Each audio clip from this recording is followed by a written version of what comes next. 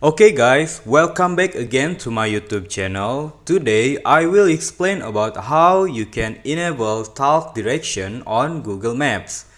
But before I start, make sure to subscribe my YouTube channel, give like and leave the comment. Also you can share my video, okay? Open your Google Maps. After doing this, go to your location. And now we will try go another place. For example, in here I will choose this place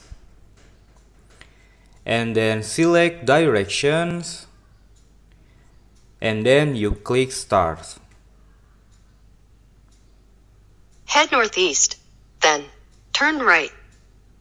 You have done active or enable talk direction on Google Maps.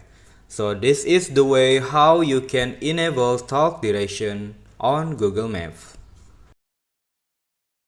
Thanks for watching this video. Make sure you subscribe, like and leave the comment on this video. Thank you.